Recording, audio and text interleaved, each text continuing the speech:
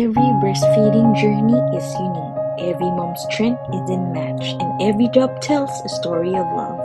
I'm Mardan An, your breastfeeding educator and counselor. Welcome, Mama.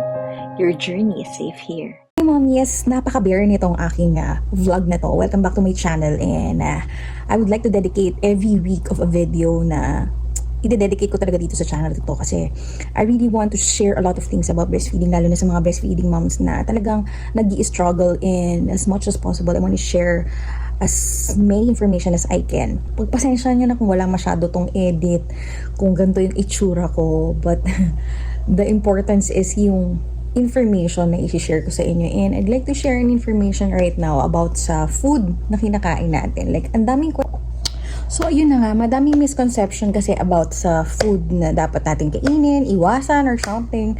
For me, as a breastfeeding counselor, educator, and also as a experienced breastfeeding mom for 5 years, wala naman tayong dapat ipag-alala sa mga dapat natin kainin. I mean, everything that you like to eat in moderation is good. Lalo na kung nakakapagpasaya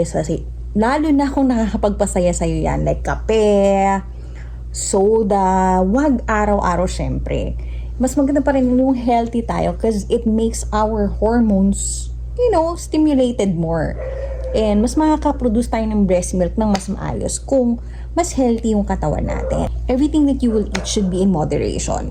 But with the oats, since merong significance na or merong effect yun sa tiyan ni baby, and yun yung observation ng Thompson method, medyo bawas-bawasan natin yun kasi hindi naman talaga yun yung dahilan bakit tayo nagkaka-breast milk.